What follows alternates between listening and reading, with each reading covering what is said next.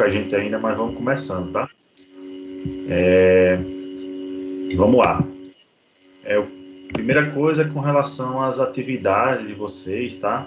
Eu conversei com o Alexandre ontem, né? Eu já fiz ontem. E deixa eu aumentar um pouquinho. E aí ele pediu para que fizesse logo 2 avaliações, né, com vocês, porque se encerra agora na metade do mês de dezembro. Né? Uma foi esses artigos que eu enviei, esses 3 artigos, né, para dar uma nota a vocês. Tá? Deixando claro aí realmente que tem 2 artigos que estão em inglês. Eu sei que nem todo mundo sabe inglês, obviamente, mas vocês podem usar no Google mesmo, o próprio Google, vai lá, pesquisa, bota Google Tradutor e utiliza o Google Tradutor. É só copiar e colar. No próprio computador você vai lá, copia, né, a parte que você quer traduzir, traduz e lê normalmente, né? Não tem problema nenhum, tá certo? E aí fazer esse resumo até a terça da semana que vem, no caso, até a meia-noite do dia 8, né? E aí o nosso tempo é bem curto, foi bem curto por questão da demora, né? Para poder, né, entrar, né? Toda a questão burocrática que eu tive, né? Para poder adentrar na instituição. E aí a gente ficou com pouco tempo. Né? Mas pelo menos a disciplina de tópicos é uma disciplina maleável, né? A gente vai falando daquilo que vocês têm mais dificuldade. Sei que deve ter muito mais outras dificuldades, mas a gente precisa dar essa nota a vocês, tá? E essa segunda avaliação eu vou fazer na semana que vem, tá? No dia 8, certo? E também, tá? Vocês entregam, tem essa semana toda para entregar esse resumo aí. E na próxima semana, uma provinha rápida, né? Umas 10 questões mais ou menos, para a gente pra poder gerar a segunda nota de vocês, que já era para ter feito, né? Já era para ter tido. Então, aí a gente vai encerrar essa parte de tópicos, mas vamos aí, quem sabe para frente a gente não tem mais coisa, né? Que eu não sei como é que vai, né, como vai ser essas mudanças aí para o próximo semestre, quem sabe a gente não continua com outra disciplina ou até essa mesma, tá certo? E hoje foi quando eu passei os temas, né, para os representantes, né, eu passei alguns temas de aulas que eu já tinha pronta. É questão de tempo também, não tinha como eu preparar aulas agora, tá?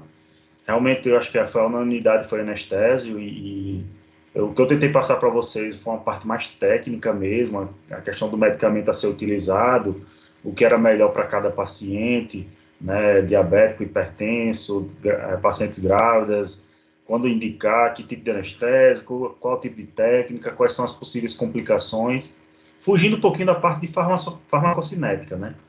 Que realmente seria uma parte mais básica. Então, vocês já estão no 6º, estão indo para o 7º período, e já tem que ter uma consciência maior de cada assunto desse, né? Principalmente assuntos mais básicos. Hoje, né, foi um dos assuntos também que me pediram, né? Eu sei que unanimidade não vai existir. Alguns vão preferir um assunto, outros, tá? Mas hoje eu vou trazer um pouco da interpretação de exames de imagem, em cirurgia oral, tá? Que é a minha especialidade, mas vocês podem usar na diversas áreas, mas com foco na cirurgia e, consequentemente, na estomato também, na estomatologia, tá? Então, é uma aula também mais básica para que vocês compreendam quando solicitar, como interpretar, que é isso que é o principal, tá, meus brotos? Então, para a gente interpretar bem os exames, tá certo? Então, a gente vai iniciar, tá bom? Se tiverem dúvida, pode perguntar. Em alguns momentos eu vou ficar olhando o chat para poder... Vai ter uns casos clínicos, tá? E aí a gente vai discutindo aqui, tá bom? Então, eu vou espelhar aqui.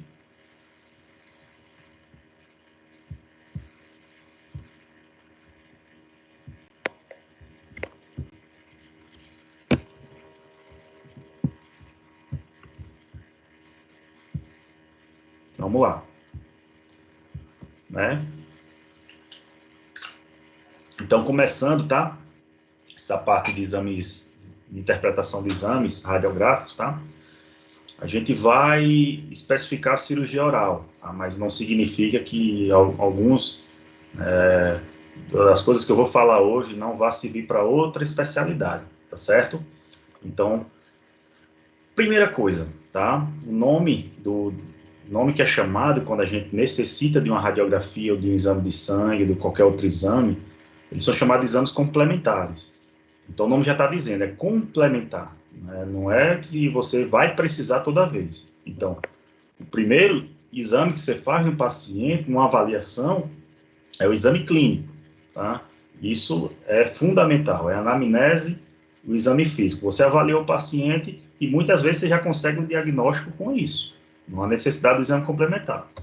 Mas aí sim, em muitos casos, a gente vai necessitar desses dois exames a mais, tá? O exame radiográfico e o exame laboratorial, para que a gente consiga chegar no diagnóstico, tá? Então, como eu havia falado, exames complementares, né, que complementam o seu exame clínico, são os exames radiográficos e laboratoriais. E se você ver nessa ilustração, você vai entender melhor. Então, o que está causando a doença? O meio físico, o meio social, o meio biológico, pronto, está causando a doença. E aí, promovida a doença, você vai necessitar do exame físico e a anamnese, que os dois são o exame clínico. E, se houver necessidade, e aí o caso é que vai dizer, solicita exame complementar, para que a gente consiga chegar no diagnóstico.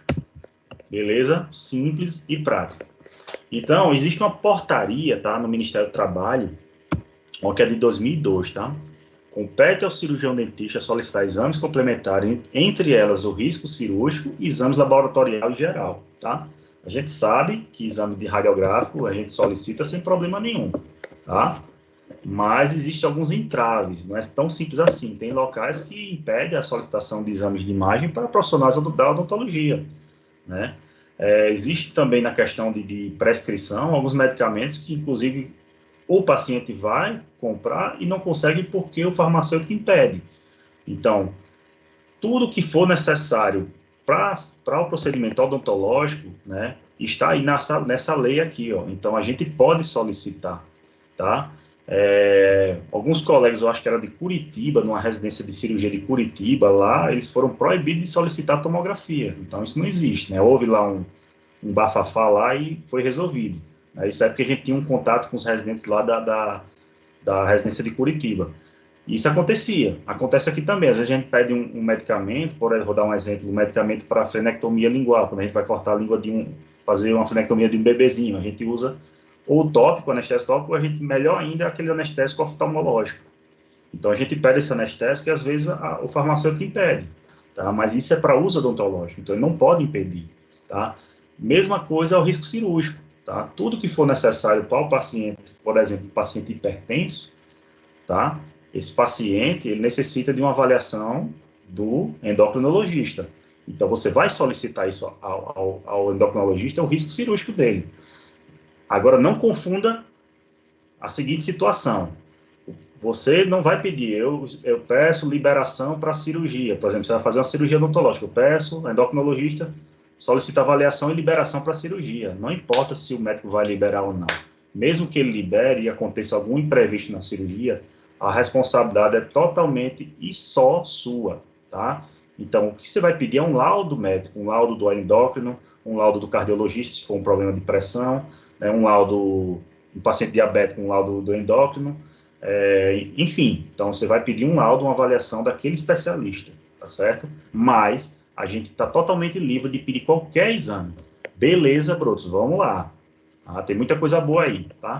Então, qual é o objetivo, tá, da gente solicitar esses exames? Ó, identificar a presença e ausência de doença. Então, tá lá, um aumento de volume na mandíbula, você avaliou, você não sabe o que é, vamos pedir um exame, porque a gente vai ver, né, logicamente, se tem um aumento de volume, provavelmente está presente alguma alteração no exame de imagem, tá?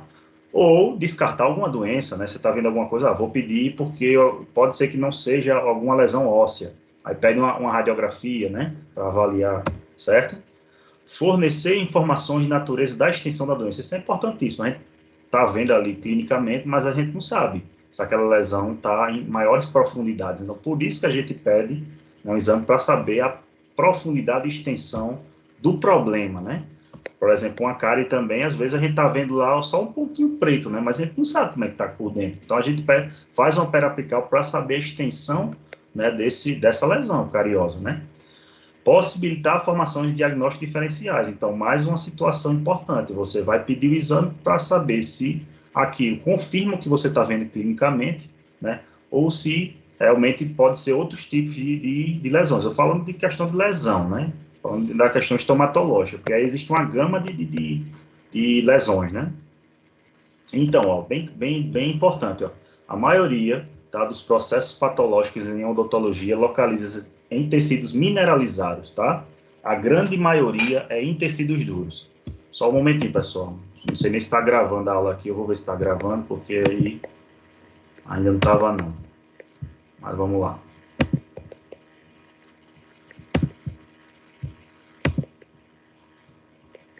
Então é isso, né? A maioria das lesões, né, dos problemas patológicos, né, eles estão presentes nos tecidos mineralizados, né? Cárie, né, nos dentes, né, problemas periodontais na região do osso e do dente, e lesões intraósseas. Então, a maioria das imagens que a gente vai pedir são imagens para avaliar tecidos duros. Quais são essas imagens? Panorâmica, radiografias convencionais, periapical, oclusal, enfim, são basicamente essas aí, né? Se você necessitar avaliar tecidos moles, aí existem outros exames que a gente vai ver também hoje, tá? Mas basicamente tomografia, panorâmica, radiografias convencionais. Beleza? Vamos lá. Então, tem a nomenclatura de cada exame que você vai avaliar. Vocês tenham muito cuidado, porque às vezes a gente paga mico, viu? Paga mico. Por quê? Ó, quando vocês estão avaliando um exame radiográfico convencional ou uma panorâmica, uma periapical panorâmica, né, a gente tem realmente, né, a nomenclatura radiolúcido e radiopaco. Isso está de acordo com a escala de cinza, que é presente nas imagens, né, nesse tipo de imagem, né? Então, quando mais próximo do branco, ela é radiopaca. Quando mais próximo do preto, ela é radiolúcida. Isso aí a gente vai, né, citar, por exemplo, numa cárie. Normalmente uma cárie ela tem uma imagem radiolúcida. Uma lesão intraóssea, ela tem, na maioria das vezes, por exemplo, uma meloblastoma, né, ela tem uma característica radiolúcida. Pode ter alguns halos radiopacos? Pode. Tá? Algumas localizações radiopacas podem também, tá? Mas aí, ó, existe uma diferença. A tomografia, ela não tem essa nomenclatura de radiolúcido, radiopaco. A gente pega uma tomografia aqui como essa aqui, tá? Quando ela está mais próximo na escala cinza do branco, ela é chamada de hiperdenso. Quanto mais próximo da escala preta, ela é chamada de hipodenso. Então, cuidado, tá, com esse tipo de nomenclatura. E muda também na ressonância, tá? A ressonância, quando ela está na escala mais próxima do preto, ela é chamada de hipossinal ou hipocaptação. E a gente vai ver isso já, tá?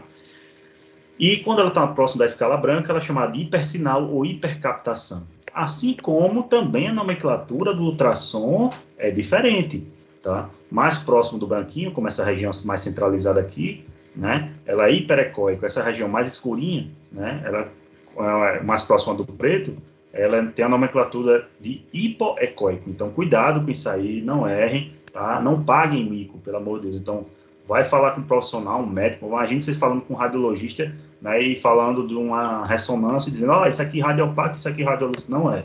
Existem Professor, diferenças. repete, por favor. Oi? O senhor pode repetir? Tudo? Vocês não escutaram?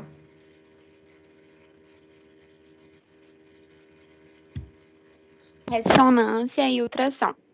Tá. Ressonância, como vocês estão vendo nessa imagem aqui, deixa eu voltar um pouquinho. Opa. Ressonância, como vocês estão vendo nessa imagem aqui, que é de uma ressonância, quando ela está mais próximo da escala preta, ela tem a nomenclatura de hipossinal ou hipocaptação, tá bom? Quando ela está mais próxima do branco, né, ela tem a denominação de hipersinal ou hipercaptação, beleza? Assim como o ultrassom, quando ela está mais próxima da coloração branca, que é esse mais centralizado aqui, hiperecóico. E quando mais próximo da escala preta, né, que é essa região aqui, ela é chamada de hipoecóico, certo? Então, mais uma vez, cuidado para não errarem nessas nomenclaturas, certo? E aí, como eu disse, aqui a gente está usando um exemplo de como fosse um dente, né? Como fosse, não, um dente, né? Dessa escala de cinza. Então, ela muda em cada estrutura. Você vê aqui, ó, do esmalte é o mais branco, né? O A é mais preto, né? Então, ela vai mudando essa escala de cinza. A polpa, o tecido mole, a dentina, o esmalte, né? Cada um, né, tem a sua cor no exame de imagem, né? No caso de um dente aqui, tá? E quando a gente precisar avaliar do exame, a gente às vezes quer pegar, né, um exame, deixa eu ver aqui, e quer, né, olhar aqui para a luz, né? Parece que está vendo eclipse, né?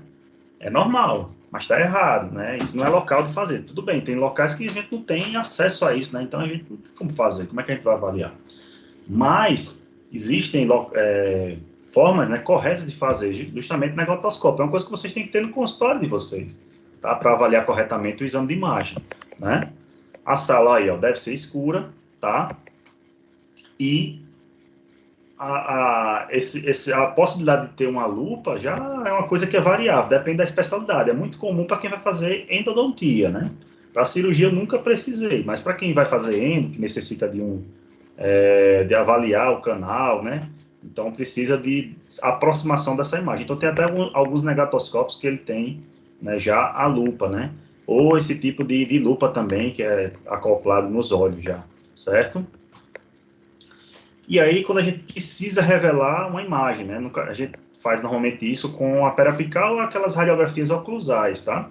E aí tá cada tempo, né, que a gente deve, né, cada passo, né, para a revelação do filme, né? Ou seja, tira aquela película, tira o filme dentro da película lá, a película do filme, quer dizer, tira de dentro do plásticozinho, coloca no revelador por 1 minuto, mais 30 segundos de lavagem e mais 2 minutos, mais ou menos, né, no mínimo 2 minutos de fixador, né?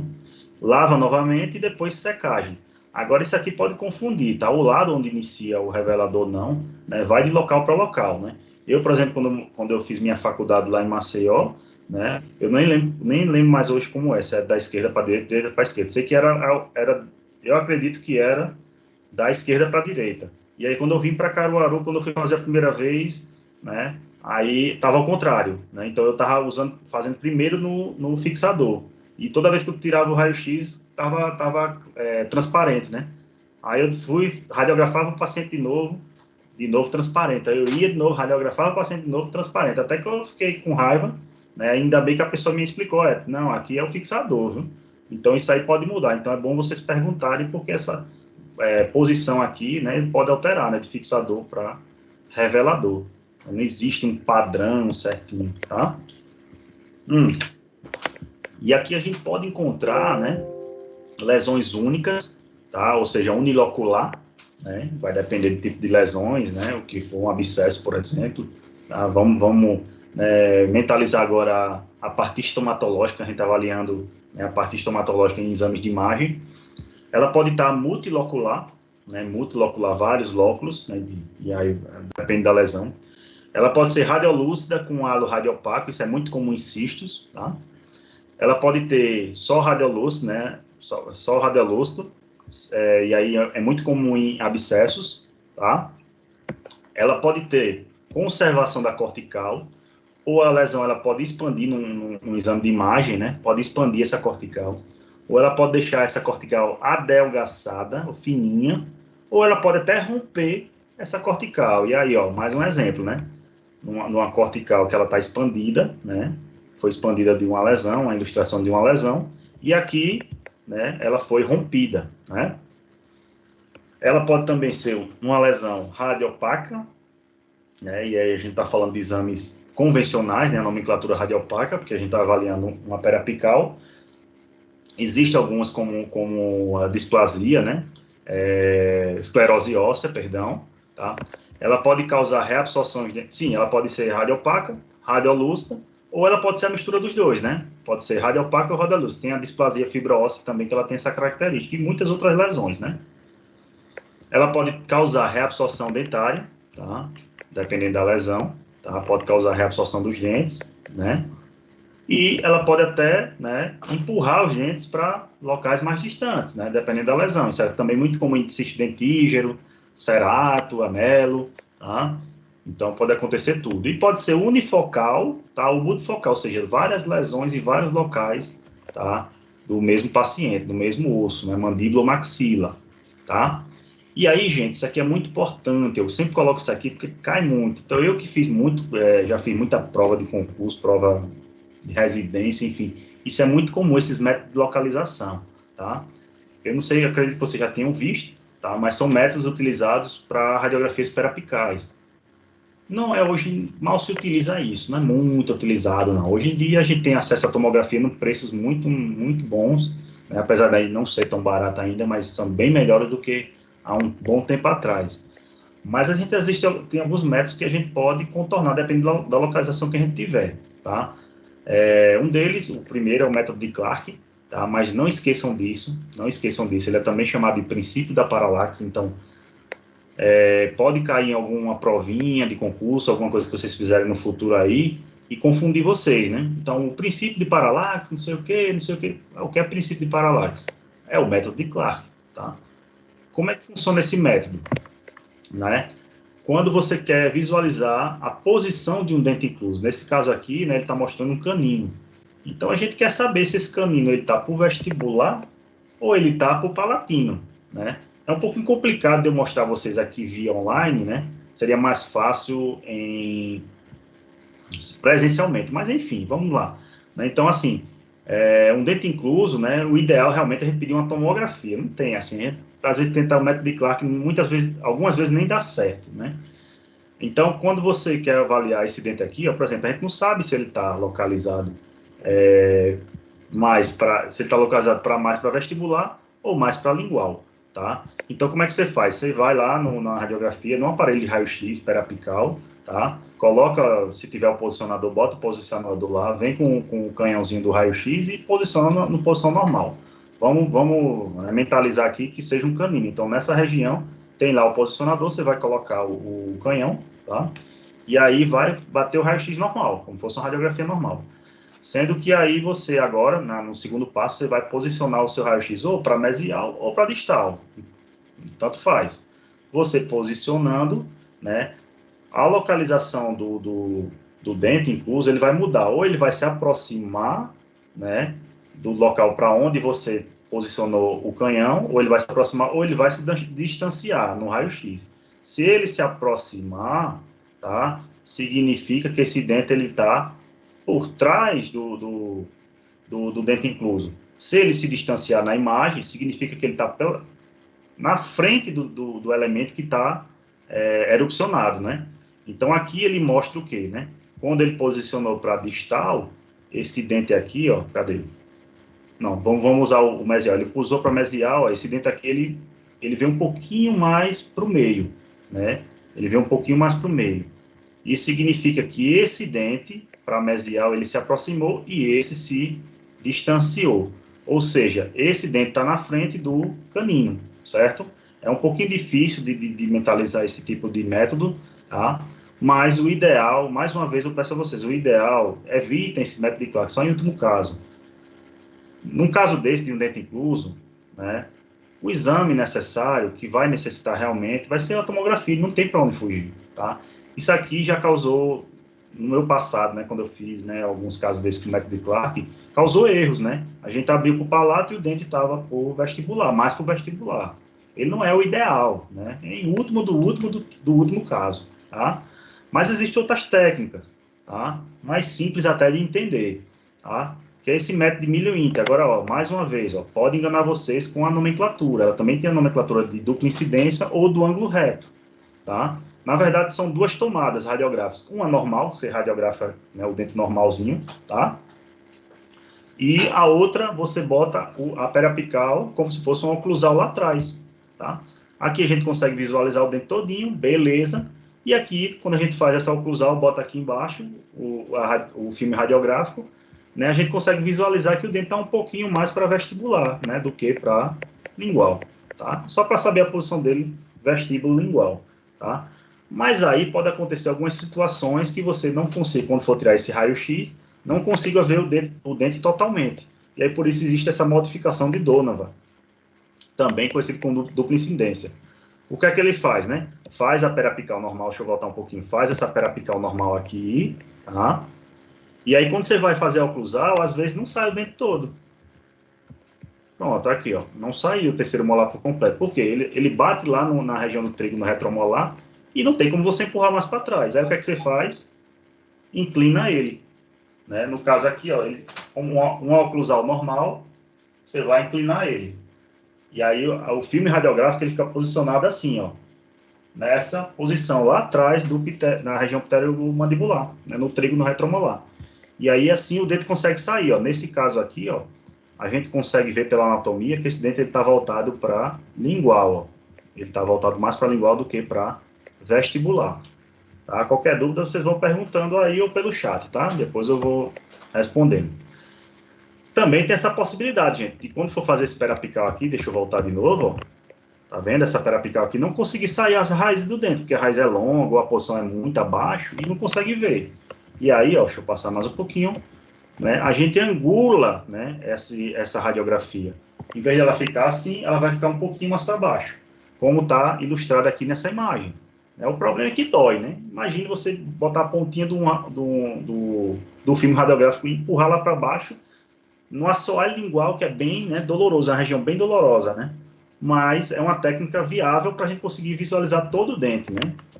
Olha a aplicação para fazer um monte de raio-x. Não é melhor pedir uma panorâmica, em outro caso, uma tomografia, mas vocês têm que estar cientes disso, que existem essas possibilidades, né, de imagem, tá?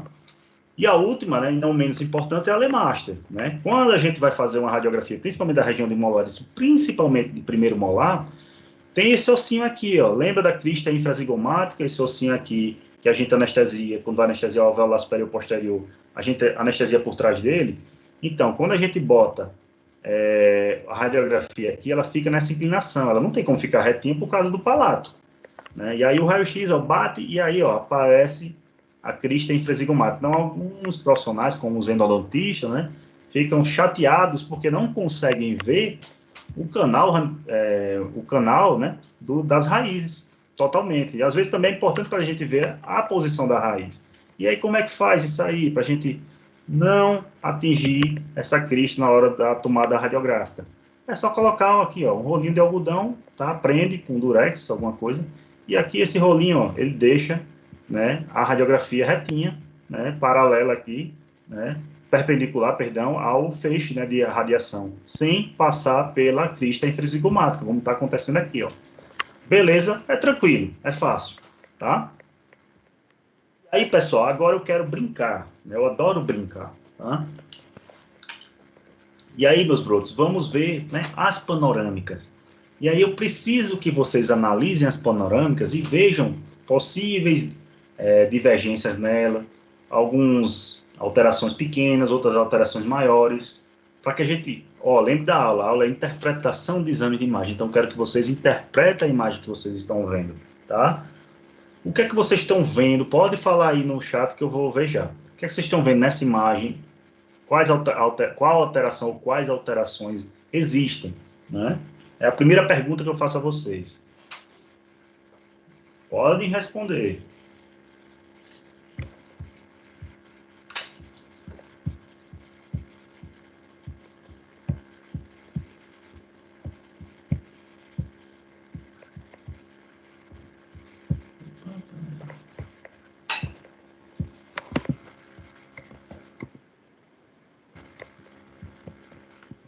Aqui.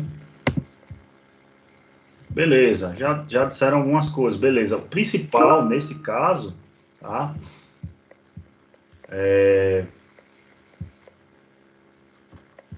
Como o colega falou, beleza, temos restaurações? Temos. A panorâmica, ela não é exame ideal para isso, né? A gente pode ter uma visão geral, mas a gente precisa, se está com a dúvida de um dente que está com cárie, ou um dente que está com uma infiltração, a gente necessita de uma perapical. Não vai ser a panorâmica que vai ajudar. Nesse caso aqui, ó, a gente tem realmente, ó, dentes, né? Cadê aqui? Dentes supranumerários, né? Por quê? Ó, esse aqui é um canino pré-molar, canino pré-molar. Então, não tem nenhum dente faltando, né? Então, são supranumerários. Apesar desses aqui estarem apinhados, e aqui em cima também, tá? Essa paciente me procurou, então esses pacientes, esses exames que eu estou mostrando a vocês, são pacientes meus, né, de muito tempo para cá, tá? Então esse paciente procurou, mas foi fazer um exame, né, essa radiografia panorâmica, e achou esses meninos aqui, ó, né? E aí solicitou, e aí o que é que foi necessário para fazer a remoção desses dentes inclusos? Tomografia. Não tem como a gente saber a posição desses dentes. Os dentes não estavam aparecendo em cavidade oral, nem estavam uma região no exame clínico, né, mais abaulada assim, né, não havia um aumento de volume. Para que a gente, pô, deve estar saindo esse dentinho de baixo, ele deve estar saindo para o vestibular, para o lingual. Não tinha. Professor, Oi? coloquei mais.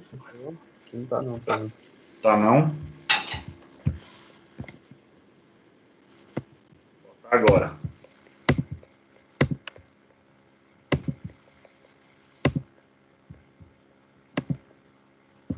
Pronto.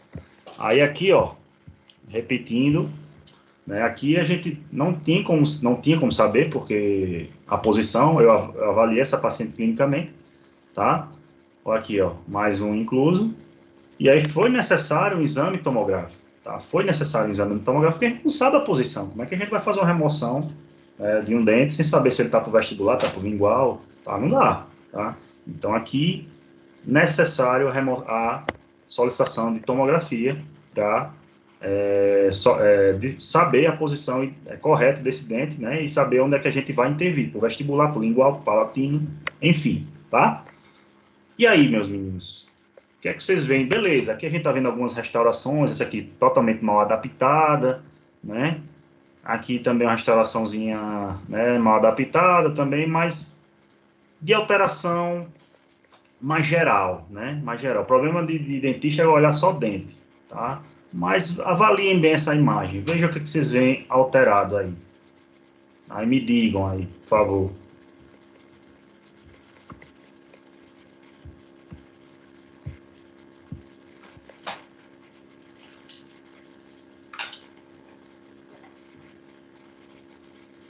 Interpreta esse exame aí. Eu não vou dizer o caso, mas eu quero que você, porque senão vocês vão já saber. Mas enfim, né? Avaliem bem.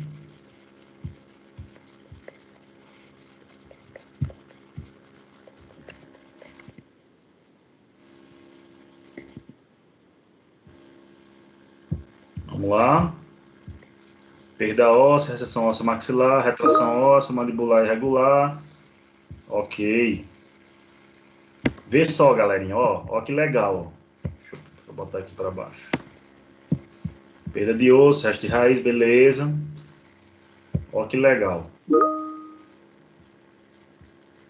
Vou botar de novo. É porque eu tô olhando o chat aqui, eu não tô conseguindo ver sem sair não. Mas eu vou colocar de novo. Olha só. Antes de eu dizer o motivo que o paciente me procurou, de certa forma vocês têm razão. Ela tem uma reabsorção principalmente nessa região aqui, tá? Nessa região mandibular também, tá? Tem uma condição interessante, que é esse terceiro molar aqui, ele tem uma dilaceração, você vê a raiz, ó, isso aqui for fazer um procedimento de extração, tem que ter bastante cuidado. Mas vamos lá. Essa paciente me procurou com muita dor, né, principalmente quando se alimentava, bastante dor, tá? E aí, se vocês avaliarem melhor aqui, ó, esse lado, e olhe para cá, tá? Ela relatava dor do lado esquerdo, muito forte quando se alimentava, tá? E essa paciente tem dor em praticamente todas as articulações, tá? Essa paciente tinha osteoartrose, osteoartrite, a paciente já de idade, dá para ver também pelo, né, perda óssea, né, perda dentária, enfim. Às vezes a gente não se atenta também, olha só mais isso aqui, a gente fica olhando só isso aqui, e não olha outras regiões. Beleza, tudo bem, vocês não sabiam o caso, então foram aí no chute, né? Mas vamos lá, tem mais coisa boa. Esse aqui eu não vou perguntar a vocês, mas eu queria lhe mostrar, tá? Isso aqui é uma osteointegração, isso é muito importante para quem vai seguir essa área de implante, tá? Vai colocar o seu implantezinho, você precisa acompanhar.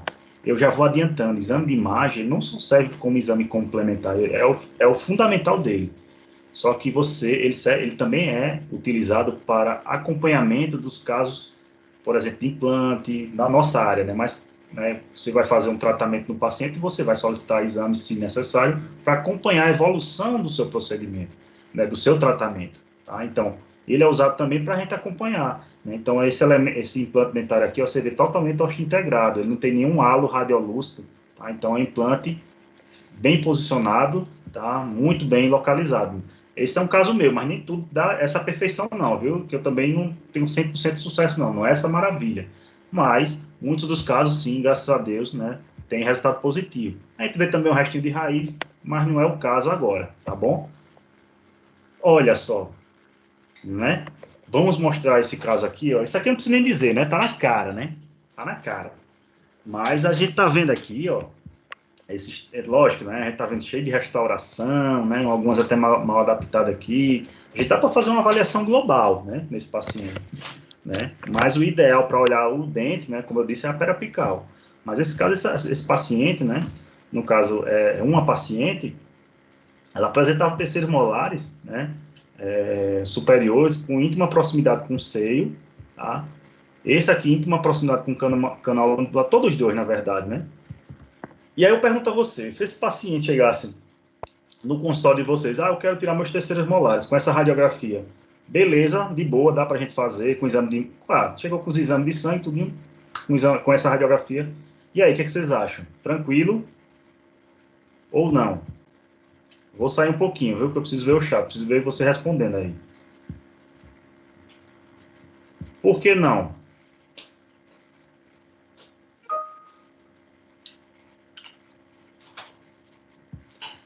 E aí, ó, João Paulo, vê só. Nesse caso aqui, cuidado para vocês não... Isso. Cuidado para vocês não confundirem uma coisa, ó. Tomografia, ela não vai impedir parestesia. Não vai, tá? A possibilidade de parestesia, você fazendo com essa radiografia ou com a tomografia, vai ser a mesma. Agora sim, você pode fazer, mudar suas técnicas, tá? Em vez de fazer odontosecção ou não fazer odontosecção, ou fazer uma técnica que eu não sei se vocês já escutaram, que se chama coronectomia. Tá aí na ciência, tem vários artigos falando sobre ela. Onde você remove a coroa de um dente íntegro. Não é dente cariado. Dente cariado já está infectado. Tá? Mas se você pega um dente íntegro, você pode fazer coronectomia, remover a coroa. Né? Quando o risco é muito grande de parestesia, né, ou de fratura, você corta a coroa e deixa sepultada a raiz. Mas vai deixar uma raiz na boca do paciente? Não pode. Pode sim. Tá? Tem aí relatos, né? Tem revisão sistemática, tem vários casos, né, de paciente que passa o resto da vida com a raiz. Inclusive a raiz, às vezes, ela rompe um pouco mais e até você, o próprio profissional pode depois remover a raiz, se houver necessidade. Pode nem haver. A maioria das vezes, na grande maioria das vezes, não há. Tá? Então, nesse caso aqui, ó, como a gente não consegue identificar o dente e o final da raiz, ela transpassa esse canal, ou seja, a raiz ela pode estar envolvendo o canal, então é um risco. Né? Se tem esse risco, então a gente necessita sim de uma tomografia. Né? Esse caso também, ó, como a gente não vai remover, a gente não tem como remover um dente que está deitado, né? Inteiro, a gente não tem como remover ele inteiro, a gente vai ter que cortar ele.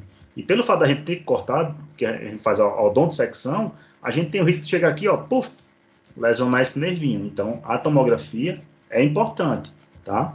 Os superiores nem tanto, apesar que está dentro do seio aqui praticamente, o que mais me incomoda nessa imagem é essa quantidade de osso aqui ao redor. Né? Isso é que eu preciso analisar, para saber se aqui esse dente tem viabilidade para sair ou vai precisar desgastar essa quantidade de osso. Então, o risco aqui de comunicação é alto. Tá? Então, isso é importante. Tá? Esse dente ele não está dentro do seio, mas ele está em íntimo contato. Né? Ele está, aqui pela imagem parece que ele está totalmente dentro do seio, mas ele tem aqui, o seio ele tem uma continuidade por cima da raiz, ele não fica, né, o dente ele não fica dentro do seio, né, na teoria, né? Existe uma membrana aqui envolvendo ele, tá? Assim como esse outro lado também. Beleza? E aí, nesse caso, o que é que vocês estão vendo aí? Essa paciente, ó, ela foi uma paciente, ela me procurou com dor, né? Quando ela engolia, ela sentia dor, né? Sentia muita dor quando mastigava, quando engolia e quando mexia a cabeça, né? Eu pedi um exame para ver a questão dos terceiros molares. E aí, vocês identificam algo aí, né, fora do comum? Muito interessante o caso, muito interessante. Bora, pensa aí, a Rocha.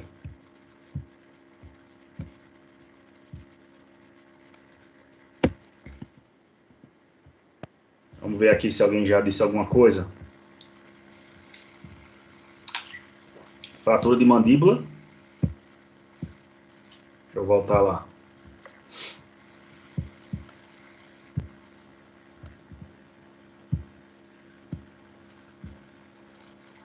E aí, pessoal, vocês estão vendo alguma fratura aí?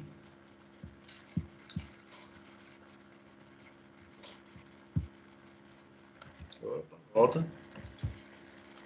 Estão vendo alguma fratura? Pessoal, ó, vê só. Não tem fratura, né? Mas quando a gente avalia, interpreta a imagem e interpreta o relato do paciente, a gente começa a duvidar de outras coisas, né? Porque a gente se apega muito, mais uma vez, a dente. Principalmente a dente. O osso também, mas é normal. A dentista olha muito dente, olha muito osso. Tá? Olhem para isso aqui, ó. Você sabe o que é isso aqui? Ligamento estileoide. Olhe para o outro lado. Deixa eu só apontar aqui para vocês verem. Olha isso aqui, ó. Tá vendo? Isso é o ligamento estileoide. Tá? Olhem para o outro lado. Estão vendo aqui? O que é que acontece? Esse ligamento aqui é um ligamento fibroso, né? É um ligamento, né? Ele não é osso. Só que pode acontecer isso aqui, né? Ele calcificar. Isso aqui é conhecido como síndrome de Eagle, certo? Síndrome de Eagle. Então, ó, às vezes a gente passa despercebido, pensa que é o dente que é o responsável. Olhe cada cantinho, cada lugarzinho desse, que vocês podem duvidar de algo, tá? Essa paciente, ela tinha síndrome de Eagle. Precisaria remover esse osso calcificado, esse ligamento aqui, certo? Olha esse outro aqui, ó. Com essa imagem aqui, né? Quando é que a gente vai pedir tomografia, mais uma vez? Quando é que a gente solicita tomografia? Né? Quando tem, como vocês acabaram de dizer, tem um íntimo contato com o canal mandibular, mas tudo bem, não tem problema ele estar de íntimo contato, como esse aqui, ó. Ele está em íntimo contato, né? Mas ele está passando abaixo do dente. Não há necessidade de você pedir uma tomografia pela proximidade do canal mandibular, porque o risco existe, a tomografia não vai mudar o risco. Você pedir a tomografia, vai continuar com o risco de parestesia, tá? Agora, quando essas raízes transpassa esse canal mandibular e essas raízes são separadas e na imagem elas se unem, a gente pode, né, duvidar de que a raiz esteja envolvendo o canal, e aí o risco é altíssimo de rompimento do nervo, tá? Outra situação também que a gente solicita é essa aqui, ó, tá? O dente muito basilar com risco de fratura de mandíbula. Então, você vê um dente desse, né, e tentar fazer a remoção, né, o risco de fratura é alto. E outra coisa aqui, ó, vocês estão vendo ligamento periodontal? Eu não estou vendo. Então, esse dente aqui, e assim, a posição desse dente aqui, né, invertida, ele tem muito espaço para esse dente irromper. Então, esse dente não irrompeu, acredito eu, né, por uma anquilose, tá? Então, é um risco maior ainda, tá certo? Então, esse é um caso que necessita, sem dúvida nenhuma, de tomografia. E a gente vai ver esse caso também. Beleza? E aqui, o que é que vocês estão vendo aí, né, de alterado? Vou dar um tempinho para vocês analisarem, viu? Interprete a imagem. Na verdade, esse paciente, ele veio com pericoronarite, né? Você vê aqui, ó. Né, com dor. Dá para ver alguma alteração nessa imagem.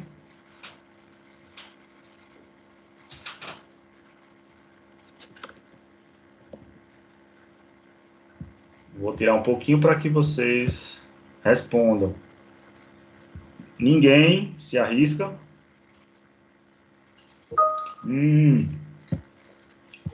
Que raízes? Como é o nome disso? Olha lá. Olha que interessante, ó. Ó. Isso você deve ter visto já, né? Isso aí que se chama concrescência. Existem outros tipos, fusão, geminação, tá? Imagine vocês fazerem uma extração dentro desse cariado, forem extrair. Vocês vão fraturar e pode até causar a perda do outro dente, né? Precisar de um canal e tudo mais, né?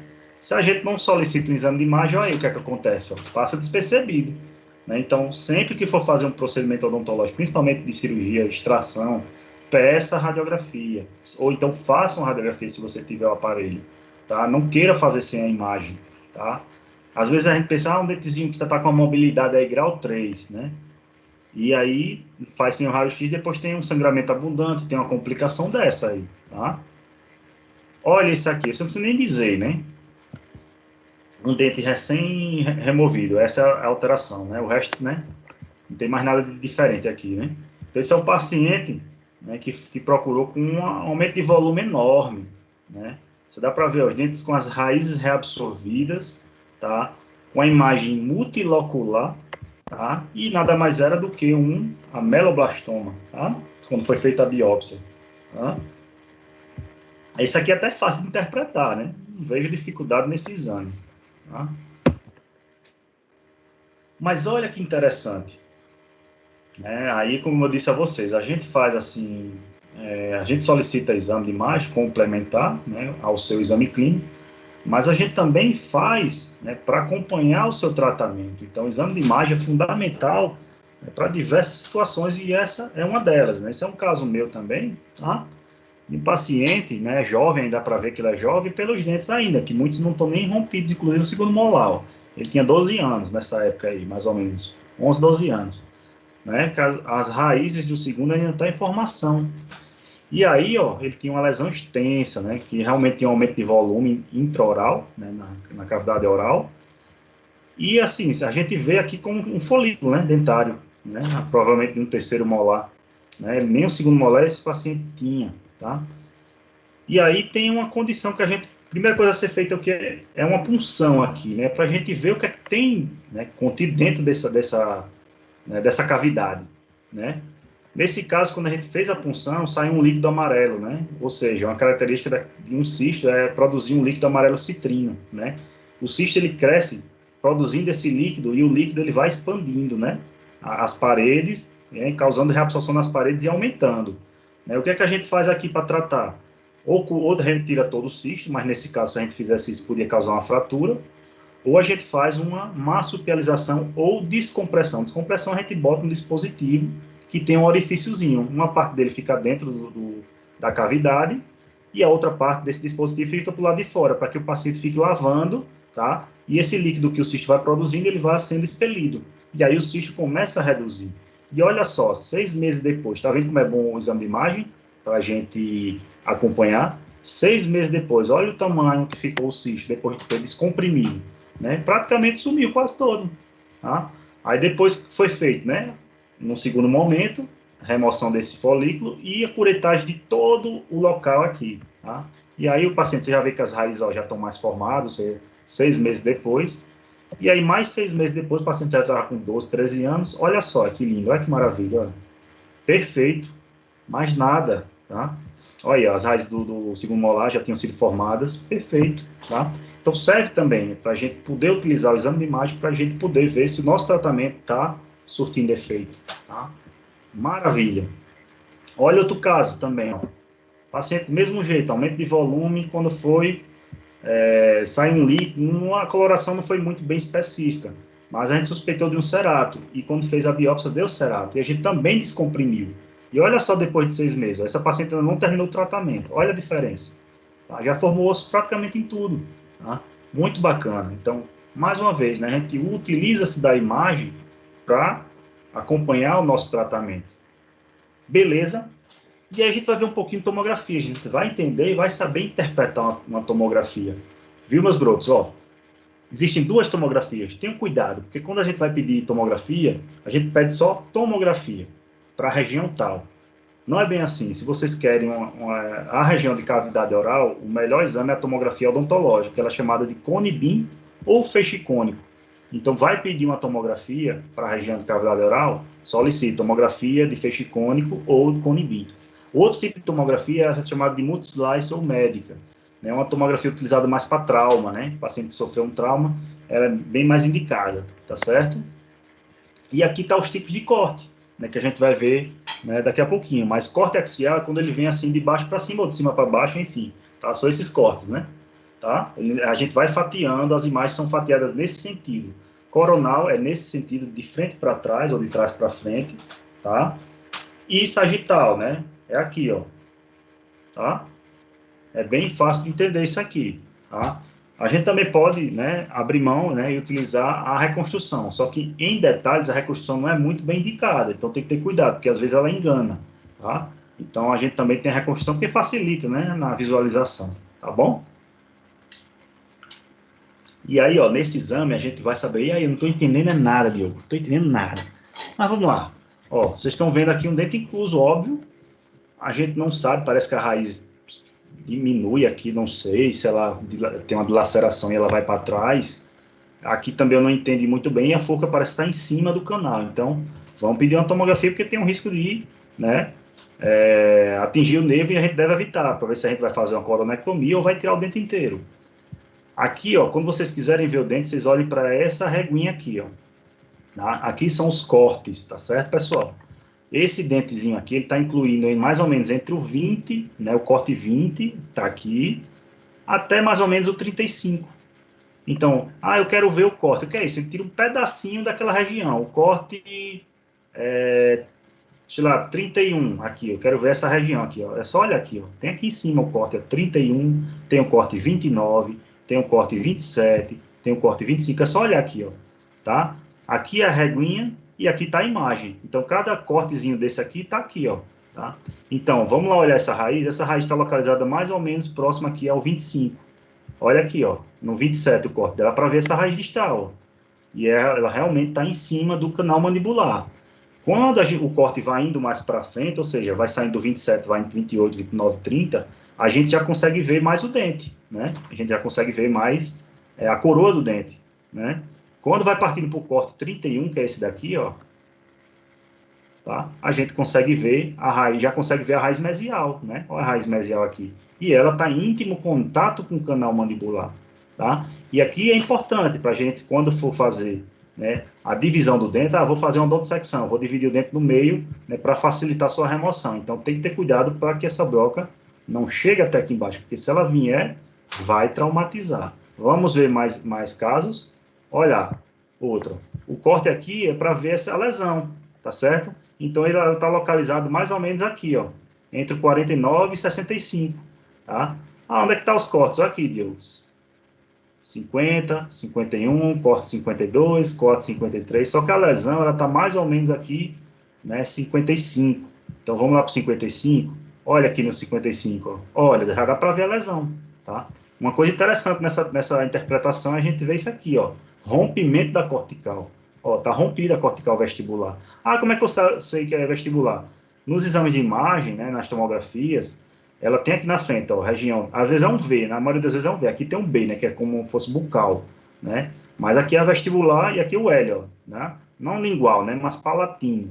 Tá? Outra coisa que você pode analisar é a anatomia do dente. Dá para ver que aqui é a parte, né, vestibular do dente e aqui, pela anatomia, é a parte palatina. Então, essa região aqui é a região vestibular, beleza? Que está totalmente reabsorvida. Aqui, ó, reabsorvido, reabsorvido, reabsorvido, ou seja, né, a lesão ela já tem comunicação com o espaço gengival, né? Mais imagem. Olha aqui outra lesão. Essa lesão está contida entre os cortes 30, mais ou menos, vamos até aqui, próximo aos 50, tá? É interessante essa lesão porque esse paciente é um paciente jovem, você vê até que não tem risogênese completo, né? O terceiro molar não tem informação. E o que aconteceu? Era um cisto dentígeno e ele estava crescendo ao mesmo tempo que a raiz do terceiro molar estava crescendo. E aí formou meio que um anel. Vocês estão vendo aqui o corte, ó? Esse corte 33, que é mais ou menos nessa região, ó. A gente já consegue ver como se fosse um anel, tá? Que é essa região aqui, ó. Tá? Olha aí, o corte 37 aqui, ó. 37 é como se fosse um anel, ou seja, estava crescendo, né, o cisto dentro do dente e o dente formando, a raiz se formando, né, e formou um anel ao redor do cisto, né? Então foi tudo removido, né, nesse caso aqui, e a conclusão de cisto dentígeno, né? Aí, ó, olha que coisa interessante. Isso aqui foi no curso da gente lá de cirurgia, né, no curso da Ortog, tá? Esse paciente chegou com essa lesão, uma lesão com característica. Lembra que eu mostrei lá no início? pode ter essas características, né, associadas de radiolúcido e radiopaco. Não dá para a gente saber, é uma lesão fibroóssea, tá? Mas, ó, se você for olhar o corte, você vai ter que olhar entre os 150 e mais ou menos 175, que é aqui, ó, tá? Vocês estão vendo aqui que eles fazem um corte do lado, ó, 36, 38, o 36, 38 tá desse lado, não interessa a gente, tá? Tudo bem que é um terceiro molar, ele tem também um pré-molar aqui, não, pré-molar não, isso aqui é um supranumerário, incluso, mas o que importa nesse caso é essa lesão. E aí a gente vai lá para a região do corte 150. E aí quando a gente olha o corte 151, a gente já começa a ver, ó, o corte 151 é aqui no iniciozinho da lesão, ó. Ele fez esse corte aqui, ó. Ó, quando a gente vai passando um pouquinho mais para frente, 153, 155, ó, a gente já começa a ver a lesão, tá? Ó, 157, tá? Ó a lesão aqui, ó. Tá? E o dente, ele tá mais ou menos aonde? Ele tá mais ou menos nesses cortes aqui, entre 160 e 170. Aí quando eu vejo o corte 161, ó aqui o dente aparecendo já, ó. Ó o dente. Ó. E aqui a gente vê também o risco de fratura, né? Ó o canal mandibular aqui, ó. Tá vendo? Bem pequenininho. Aqui também, aqui também. Então, foi removido tudo isso numa enucleação, ou seja, tirou tudo, acuretou, mas com cuidado com o canal mandibular e com risco de fratura, tá? Então, a tomografia aí é fundamental para a gente saber a posição da lesão, do dente e o risco que tem de parestesia nesse caso, porque aqui a gente não sabe, né, onde é que está mais o canal, né? Aqui ele some, né? Tranquilo? Esse é um caso bem interessante, inclusive esse caso a gente publicou, eu e mais 4 alunos lá da Faculdade ACES, tá? Essa paciente, ela teve muita dor, né? Ela tirou os terceiros molares, né? Ela tinha DTM, né? E aí o colega lá de Campina Grande recomendou remover os terceiros molares. E quando ela foi remover o terceiro molar, eu pressuponho, né? Porque a paciente me procurou depois, né, que o dente tenha entrado para o seio maxilar e ele tentou tirar e aí causou essa bagaceira toda. Isso aqui já foi depois da cirurgia, né, mas ela ficou com esse seio todinho aqui comprometido, né, teve sinusite do lado direito. E aí dá para ver, ó, por esses cortes aqui, ó, que fica mais ou menos entre o 17 e o 20, sei lá, 25, né, ó, aqui, ó, que tem uma coisa bem esquisita, ó, tá vendo? Parece até que tem uma comunicação nessa região aqui. Apesar de que, clinicamente, quando eu avaliei, não tinha comunicação nessa região, não. O tecido gengival tinha fechado normalmente, tá? Mas a gente vê aqui, ó, totalmente comprometida essa região, né? Essa região posterior aqui, onde está o terceiro molar. Se não fosse pior ainda, é por isso que a gente publicou, né? Essa aqui é a mesma paciente, né? Ela teve uma sinusite do lado direito, né? O dente entrou para o seio maxilar, e aí ela era goleira do esporte na época, e teve um problema no joelho, aí foi fazer uma ressonância, quando foi fazer ressonância sentiu muita dor na mandíbula. E aí quando foi que descobriu que tinha um artefato metálico, né? A ressonância, ela causa vibrações, então se tiver algum metal, né, vai incomodar. A única coisa até hoje em dia que não é explicada é o implante odontológico. O implante odontológico não causa nenhuma interferência numa ressonância. Mas havia um artefato, ó, e quando a gente pediu, logicamente, uma tomografia, e aí os cortes, ó, pessoal, ficou entre 35 e 40, mais ou menos. E aí esse primeiro corte aqui, ó, no 35, a gente já consegue ver algo, né? Ó, aqui, ó, o 36, ó, o 37. Tá vendo que o corte odontológico, ele é milimétrico. Ele faz um corte a cada milímetro. E aí a gente consegue ver no 38 que ele não está muito distante do rebordo alveolar. Inclusive, ele está mais para vestibular, que é a nomenclatura V e L, né? Lingual e vestibular. Então, a gente consegue localizar. Então, ele está mais próximo da vestibular. Então, foi removido. Isso aí era um extrator reto, um pedacinho do extrator reto. Acho que foi tirar o terceiro inferior e fraturou. Então, a coitada sofreu de tudo, né? Então, por isso, a gente resolveu publicar, porque é um caso interessante. Ou seja, foi inúmeros erros, né, que aconteceu nesse caso dessa paciente, né? Várias complicações. Esse aí também foi lá na Faculdade ACES, tá? Olha só que bacana, ó. Foi fazer um terceiro molar, olha que delícia. Olha só. Vocês conseguem ver? Então a gente tem que olhar aqui, né, uma fratura, né? Então a gente tem que olhar aqui a região do corte 150. Quando a gente vai olhar o 150, né, no caso aqui o 151, a gente vê a fratura. Olha só, né? Nessa região aqui, ó, do 150, a gente consegue ver a fratura. Olha ela aqui, ó. Certo? Mas aí, isso aqui é um corte sagital. Vamos ver outro tipo de corte? Olha lá o corte axial, né? Que ele vem aqui de baixo para cima, tá? A gente consegue ver aqui também, ó. Tá vendo? Fratura, tá? Olha aqui mais um. Aqui é a região do alvéolo onde foi removido o dente, tá? Certo? Mas também tem outros cortes, né? Olha só o corte coronal, né? Nesse sentido, tá? Né? Ele vai fazendo o corte lá na frente, você vai vendo que vai aparecendo a narina, aí vai cortando mais para trás a narina vai aparecendo a cavidade nasal e depois ela some, tá? Ó, vamos procurar a fratura. Olha aqui, ó. Bem pequenininho aqui, ó. Tá vendo? Olha aqui também, ó. Mas aí todo mundo só quer olhar isso aqui, né? Ah, aí facilita, né? É muito bom, delícia, ó. A gente consegue ver tudo, ó. Beleza, mas nem sempre, em detalhes, a gente não consegue ver pela uma reconstrução em 3D. Mas aí uma fratura causada pela remoção do terceiro molar. Então, muito cuidado também, não é tirar o dente de qualquer jeito. E aí, só para que vocês tenham uma noção, né? Eu ainda não vi implante, mas eu quero entender um pouco, é a interpretação de imagem para implante. Implante, ele tem, eu acho que vocês já tiveram ou vão ter aula de implante, ele tem seu tamanho, né, seu diâmetro mínimo e máximo, né? E altura também. Então, tem locais que a gente não consegue. Olha a situação desse paciente nessa região anterior. Vamos pegar esse corte 58. O corte 58 está aqui, ó, mais ou menos aqui. E aí, ó, olha só, meio centímetro, é a espessura desse osso aqui, ou seja, não existe implante que caiba aí. Esse paciente vai precisar de enxerto. Olha a altura, 7,34. Até existem implantes menores, pequenos, né? Mas nesse tamanho também não existe. Então, esse paciente vai precisar de enxerto. Olha a espessura daqui, ó, desse, ó, 0,35. Olha desse corte 66 aqui, que é mais ou menos aqui, no meio. Ó, 0,56. Então, é muito curto. Então, isso aqui é para que vocês entendam, né?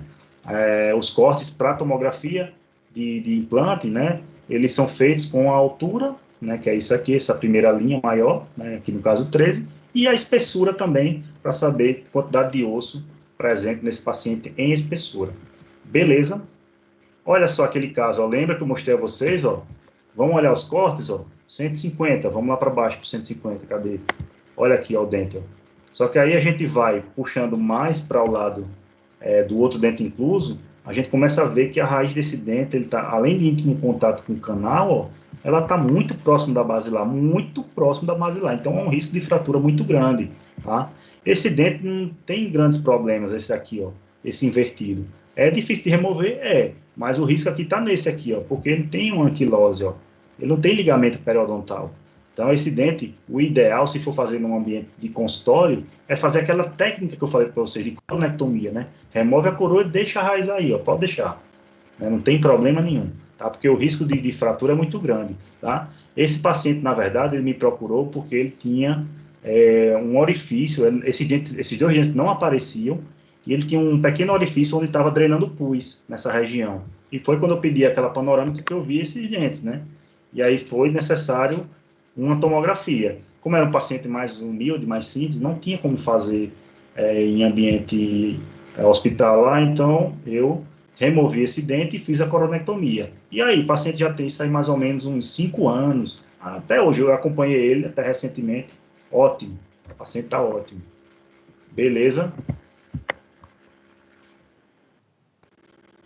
Olha só, isso aqui é importante a gente entender, tá? Porque a gente precisa saber, quando eu for precisar tirar um dente incluso, ou quando tiver um dente incluso que eu precisar colar um bracket para puxar ele, para ortodontia, né? Eu preciso saber se eu vou acessar ele para o vestibular, para o lingual, para o palatina, enfim. E é por isso que existe a tomografia. Então, nesse caso, a gente vai olhar esse corte aqui, ó, na região de 85 para 90. Quando você olha aqui nessa região de 85, que é essa aqui, tá? Você já vê um pouquinho do tecido. Dá para ver um tecido aqui, ó, um elemento tecido. Aí você puxa um pouquinho mais para frente de 85, vamos para 87, mais ou menos aqui, ó. Aí a gente já consegue ver o tecido, aqui, ó, elemento 63. Ele já está completamente sem raiz, tá? Aí, qual foi o planejamento desse caso aqui? Colocar um bracket para a gente puxar esse dente. Tá? Então, tirou-se o tecido, porque não servia para nada. E aí eu queria saber, eu vou colar esse bracket para o vestibular ou eu vou colar o bracket para o palatino? Né? E aqui, ó, tá, né, a localização dele. Ele está transalveolar, significa que ele está no meio, ele está entre vestibular e palatino. Só que pelo acesso vestibular ser muito mais fácil, muito mais prático, né? Então, deu-se preferência ao acesso vestibular. Então, realmente, se vocês forem futuramente aí precisar remover um dente incluso, tá? Dê preferência se o dente realmente tiver para o vestibular. Por acessar o vestibular, porque é muito mais tranquilo, muito mais fácil, a visibilidade é melhor, certo? Dentes e palatos são mais difíceis de se visualizar, né? Mais difícil de descolar a região do palato, é bem mais complicado. Mas se ele tiver o dente todo voltado para a palatina, não tem jeito. Vai ter que fazer acesso pela palatina, tranquilo? E aí eu volto a perguntar para vocês, essa paciente aí, ela tinha um aumento de volume lá atrás, na região próxima à região do trígono retromolar. Sentia muita dor ao se alimentar. O que é que vocês acham que essa paciente tem?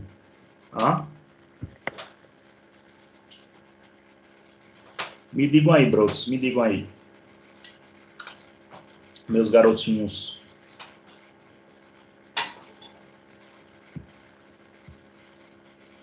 O que é que vocês acham?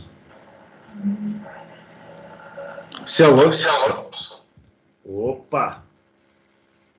Tá na cara, né? Olha só. Olha só, que lindo. Aí vocês lembram do que eu disse? A gente não deve, né, nem se basear em reconstrução em 3D e nem quando a gente recebe uma tomografia, a gente deve se basear nesse corte panorâmico aqui, ó. Parece ser só um pouquinho, né? Mas quando você faz os cortes, ó o corte aqui, ó, o 34. O corte 34, gente, é isso aqui, ó. Ó, ele fez um corte nessa região, fez um corte de uma imagem nessa região. Já tem cialólito, já tem presença de cialólito, só que não aparece aqui na reconstrução, nessa imagem panorâmica. Tá vendo? 36, é aqui, ó, também não aparece. 38, mais ou menos aqui, também não tem nada aqui nessa região, mas no corte dá para ver, né? Agora, quando você chega na região realmente onde aparece aqui na imagem panorâmica, né, que é essa região do 45 mais ou menos, olha a quantidade, né, de cialólitos presentes, né? Então, essa paciente sentia muita dor, tem mais corte dela aqui, tá? Olha aqui, ó, o cialólito aqui, ó, nessa região, tá? Pelo esse corte axial, olha só, que bacana, né? Tem também outros, deixa eu ver, olha aqui, ó, isso aqui todo mundo quer ver, né, ó, vários, ó, tá vendo? Que naquela imagem lá parecia ser um, ó, tem vários. Essa paciente sentia muita dor quando encostava, né? Principalmente quando eu fiz a palpação, sentia endurecido lá atrás, né? Lá atrás mesmo, tá? Provavelmente, deixa eu voltar um pouquinho, né? Pela imagem, né? A glândula submandibular, ela está posicionada mais ou menos nessa região aqui, por trás, né? E abaixo da mandíbula. É por isso que ela chama submandibular, tá? Tanto desse lado como desse lado aqui. Então, muito provavelmente, essa glândula, esse cialólito, esses cialólitos, no caso, eles estavam presentes dentro da glândula. E nesse caso não tem o que fazer, é remover a glândula. E é como um rim, né? Você remove um, tem o outro lado funcionando normalmente. Não vai causar nenhum prejuízo, certo? Olha só, a tomografia médica. Lembra que eu falei para vocês? Tem a odontológica e tem a médica. Olha só, essa é a multislice. Ela é ideal para fraturas, né? Mas ela pode ser usada, né? Pode ser usada para avaliar, né, lesões também. Aqui essa lesão, olha aqui nesse corte coronal, olha o tamanho, olha o envolvimento aqui, ó, já rompeu a cortical, tá? Já rompeu a cortical, tá? Olha mais, tem mais aqui, ó, dela. Isso aqui é um corte axial, olha só, tá? Totalmente adelgaçado a cortical, expandido também, a presença de algum dente aqui nessa região, tá? E olha a reconstrução, né? A reconstrução, como eu disse para vocês, às vezes engana. Essa parece ser multilocular, uma lesão bem mais agressiva, mas quando a gente vê no corte, vamos voltar, principalmente esse aqui, a gente vê que é uma lesão unilocular, tá? Então, cuidado com a reconstrução em 3D, porque ela pode, né, trazer uma imagem totalmente diferente do que a gente está vendo. Realmente tinha, né, reabsorção da cortical, mas ela não era multilocular. Multilocular normalmente são lesões um pouco mais agressivas, né? Apesar de ser benigna, a grande maioria das lesões da cavidade oral, mas ela é um pouco mais agressiva. E aí a gente parte para as duas últimas, que é a ressonância e o ultrassom. Eu quero que vocês entendam um pouquinho, para que vocês tenham noção, até porque se precisar interpretar alguma coisa, vocês vão saber algo, né, a interpretar. Ressonância a gente pede basicamente para tecidos moles, a gente não vai pedir para ver uma fratura, uma lesão intraóssea, não. A ressonância é basicamente qual é a estrutura, que a gente pede muita ressonância, uma estrutura do tecido mole, que a gente utiliza-se muito a ressonância. É a TM, e na TM a gente quer ver o quê? A região de disco articular, de região retrodiscal, é isso que a gente quer ver. Porque osso a gente consegue ver na panorâmica e na tomografia. Só que ela é muito utilizada, a ressonância, principalmente na área de neuro, né? Para alterações, né? no cérebro, tá? Mas aqui, ó, a gente consegue ver, por exemplo, essa lesão tumoral, né? A invasão, a gente consegue ver tecidos moles muito mais fácil. A gente não conseguiria ver isso em tomografia, tá? Mas no exame nosso, da odontologia, a gente solicita muito para isso. E aí, prestem atenção, por favor, prestem atenção, ó, focalize isso aqui, ó. A gente quando vê, cadê o côndilo, Diogo? Olha aqui, Diogo, olha aqui, bonitinho. Beleza, isso é o côndilo. Mas isso aqui escurinho, ó, isso aqui também é o côndilo. A ressonância é diferente de uma radiografia convencional, de uma panorâmica, por exemplo. Numa panorâmica, o osso cortical ele é mais próximo do branco, lembram disso? E o osso medular, aquele osso trabeculado, ele é mais escurinho, né? Diferente de uma ressonância, ela é o contrário. Isso aqui é osso cortical, gente. Ó, isso aqui preto é o osso cortical, né? E aqui branquinho é o osso medular. Ele fica mais branco por quê? Porque a ressonância ele é captado mais onde tem presença de hidrogênio. Como a região medular ela tem mais água, ela capta mais o efeito eletromagnético da ressonância. Por isso ela sai mais branquinha, tá? Já essa região cortical, ela não tem presença de água praticamente. Por isso que ela sai mais escura. Então, quando for olhar a ressonância, saibam que tudo isso aqui, tanto essa região escurinha, como essa região clarinha, é o côndilo. E isso aqui em cima, onde está essa setinha, é o disco. O disco tem muita pouca presença de água, ou seja, de hidrogênio, ou seja, ele sai escurinho assim, ó, pretinho, como se fosse uma gravatinha borboleta, tá? Posicionado aqui, ó, essa é a posição ideal. Isso aqui é com a boca fechada, o paciente com a boca fechadinha, né, o disco ele fica nessa posição, né? Essa posição entre o disco e aqui, essa região branquinha aqui atrás, é a região retrodiscal. É a região que fica atrás do disco e a região onde tem muita inervação, tá? Então, essa posição é considerada a posição de 12 horas, porque ele fica logo em cima aqui, como se fosse um relógio aqui, ó, no ponteiro de 12 horas aqui, ó, tá? Ele termina aqui nessa região, tá? E quando o paciente abre a boca, aí já é do lado direito, né? Esse disco, ele se movimenta, tá? Então, aqui o que vocês estão vendo seria uma imagem de um paciente com um disco saudável, que não significa que o paciente que tem um disco para frente não seja saudável, mas anatomicamente sim, tá? E aí a gente vai ver alterações, ó. Ó, lembra do que eu disse? Aqui pretinho e aqui branquinho, todos dois são o côndilo, tá? E aqui, ó, mais pretinho, ó, isso aqui é o disco. Vocês estão vendo que ele está numa posição bem mais à frente, isso aí é a boquinha fechada, ó. Ele está bem mais para frente, ó. E olha que a gente consegue ver toda a musculatura aqui, ó, tá vendo? É muito bom para tecido mole, tá? Como eu disse a vocês. Então esse disco ele está deslocado, ele está para frente. Quando esse paciente abre a boca, o disco, ó, ele puff, volta, né? Estão vendo aqui, ó, ele todinho, tá? Ele já está posicionado em cima do côndilo. Tá? O côndilo é isso aqui tudinho, ó, tá? O que é isso? O disco ele está deslocado, mas ele está sendo reduzido, ou seja, ele está lá para frente com a boca fechada, mas quando o paciente abre, o disco, ó, volta. Beleza? Só que ele faz aquele barulhinho, lembra a gente que tem aqueles estalidos, aqueles estalos, pronto, acontece isso aí, quando ele está com o disco lá na frente, quando ele abre a boca, o disco, puff, volta e faz o barulho. Mas também tem alguns casos que é como esse aqui, ó. O disco aqui, vocês estão vendo que esse disco aqui está todo deformado, ele está lá para frente, aqui está o côndilo. E aí o paciente vai abrir a boca e o disco, ó, comprime mais ainda, olha aqui, ó, como ele está. E não vai para a posição dele, ele fica lá na frente. Isso acontece quando é um deslocamento do disco, mas não tem redução. Ou seja, o disco fica lá na frente e não volta. E aí o que acontece muitas vezes com o paciente? Trava. Ele não consegue abrir mais a boca, ele abre bem pouco, porque está lá o disco está na frente e está travando. Então, gente, a ressonância é usada para isso, basicamente. Mas, assim, pode ser usada para muitas outras coisas, lesões em tecidos moles também, tá? Outro exame que a gente pode solicitar é o ultrassom, tá? Lembre que essa região aqui é a região hiperecóica e essa escurinha aqui hipoecóica. Isso é muito utilizado, principalmente para alterações em glândulas submandibulares. Cialólico também pode ser usado, tá? Não é o ideal, a gente tem outros exames melhores, tá? Linfonodos, né? Você está linfonodos infartados, está com uma suspeita.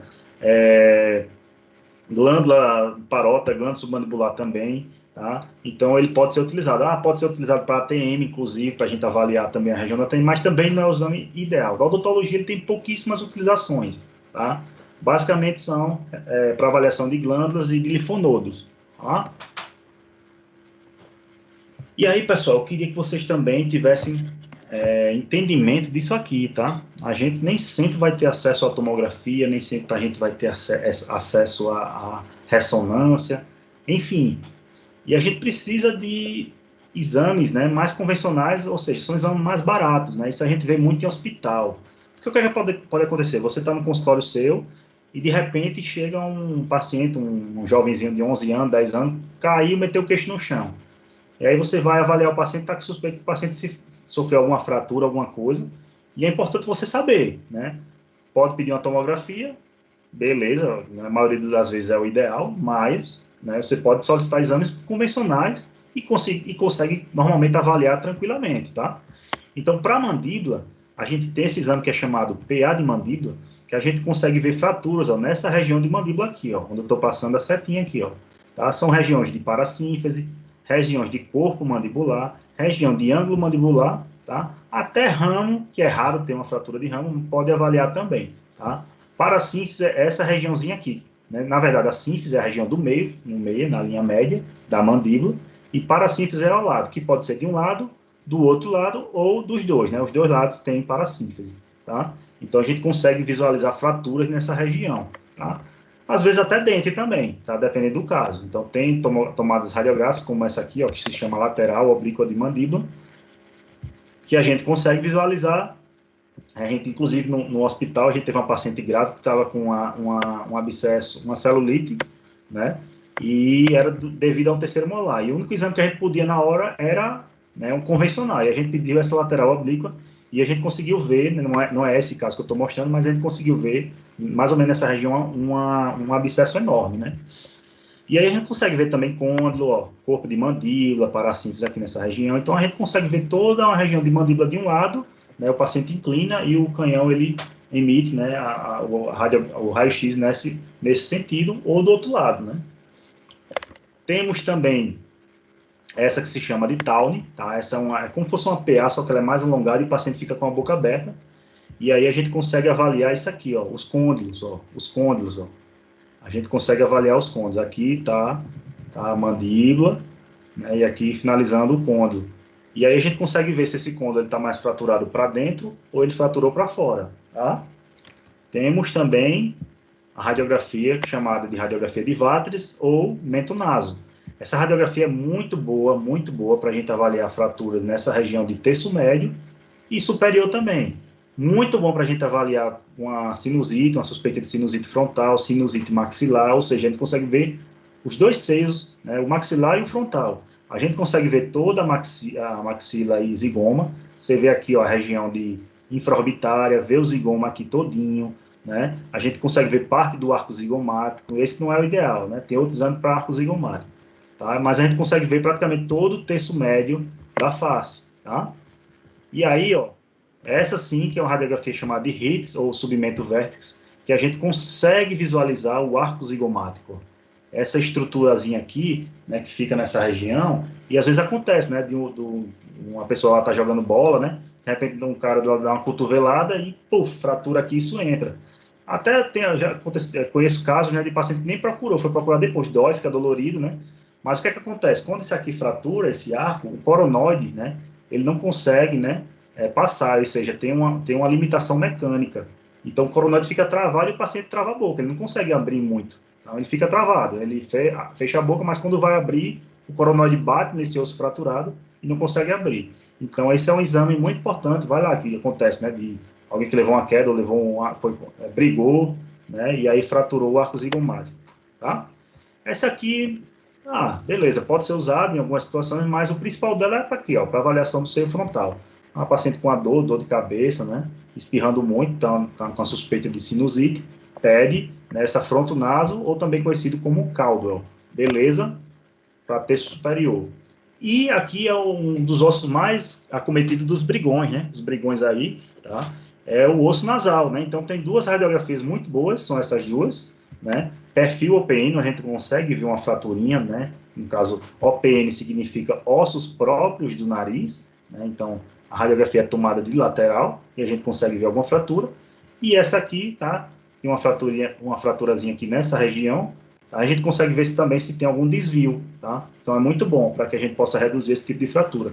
Isso acontece muito, né? Em briga, em queda, futebol também, né? Fratura nasal. Então vocês já sabem, porque qual é o exame que vocês vão pedir? Beleza, uma tomografia? Pode até pedir, mas aí, né, tendo acesso a esse tipo de imagem, vocês podem solicitar, né? Aqui, por exemplo, em Caruaru, tem vários locais que fazem radiografias desse tipo, né, convencional, e o custo é menor. Mas, né, o padrão ouro é a tomografia. Beleza? E aí, pessoal, vou mostrar alguns casos, né, finalizando aí a aula de hoje, tá? Eu vou mostrar alguns casos para vocês, vou mostrar o relato do paciente, né, o histórico dele, e aí eu queria que vocês me relatassem qual exame vocês acham que deveria ser solicitado, tá? Então vamos para o primeiro, ó. Sexo masculino, 22 anos, ele jogando bola, né, trauma esportivo, teve um hematoma, tá, aqui nessa região, dor, como também dormência na face direita, né, na hemiface direita. Aí foi avaliado, quando foi avaliado, sentiu um degrau, né, aqui nessa região infraorbital, ou seja, tem uma fratura nessa região, né. Foi também palpado aqui e sentiu também uma fratura nessa região. E quando foi palpar o arco zigomático, também sentiu degrau, ou seja, uma fratura. E aí, pessoal, pode botar aí no chat qual imagem ou quais imagens vocês solicitariam, poderiam solicitar. Vão me dizendo aí.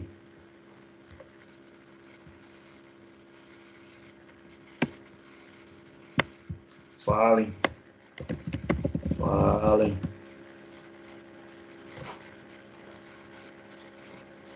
Qual imagem?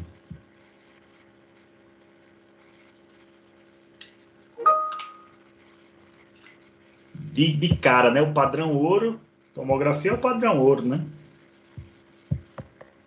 Mas, ó, lembra que a gente tem radiografias convencionais que a gente pode usar? Eu mostrei algumas aqui, ó. Ó lá, deixa eu voltar para vocês verem. Voltar bem.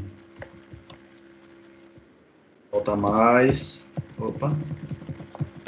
Olha só. Olha essa aqui, ó.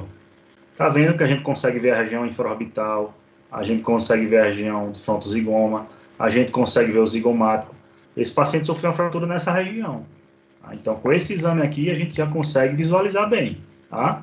Olha outro aqui, ó, o arco zigomático. Lembra que ele tem um possível degrau no arco zigomático?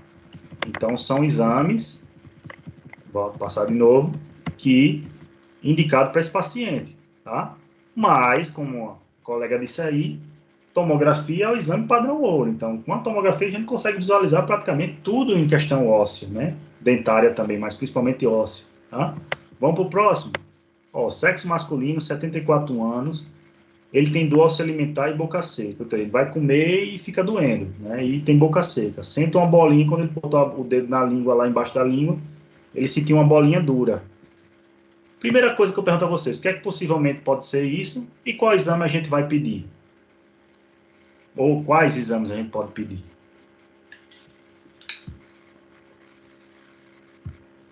Vamos lá, falem aí. Beleza. Não, mas anota aí, viu, Romenick? Anota aí, pô. Vai para tu lembrar de tudo. Oclusal, João Paulo. Beleza, excelente. É o primeiro exame que a gente pode solicitar. Por quê? A gente está duvidando de quê aí? De um cialólito, pelo histórico do paciente, não é isso? Então aí, vamos lá, ó. Isso, um cálculo, né? Um cialólito, né? Então, se a gente está com suspeita de cialólito, deixa eu voltar lá o primeiro, o mais próximo da gente, né? É uma radiografia oclusal. A radiografia oclusal é uma radiografia maior. Acredito que vocês já tenham visto. Você vai lá, usa o aparelho radiográfico mesmo do consultório e consegue radiografar. Mas nem sempre a gente consegue visualizar. Às vezes, o cialólito não está totalmente calcificado. Lembra também que a gente viu na tomografia, algumas regiões ela não aparece numa imagem panorâmica. Então, às vezes, a gente precisa de outros exames. Então, a tomografia, como a gente viu no caso aí que eu mostrei a vocês, a gente consegue nortear o tamanho, né, desse cialólito, a extensão desse cialólito. Mas, muitas vezes, com o oclusal, a gente já consegue resolver. Se a gente vê a posição dele está muito próximo da saída do ducto, né? É só anestesiar, fazer uma incisãozinha que o cialólito sai. Mas se o cialólito estiver muito mais próximo à glândula, é muito mais complicado, beleza? Mas a gente pode usar a mão disso aqui, ó, de uma cialografia. Quando a gente não está vendo nada alterado, mas o paciente continua relatando. Quando a gente vai ordenhar, o que é isso? A gente vai apertar a saída do ducto, não está saindo saliva, aí a gente faz uma cialografia. É um exame com contraste. Nem todo paciente, nem toda pessoa pode, porque às vezes tem a reação alérgica.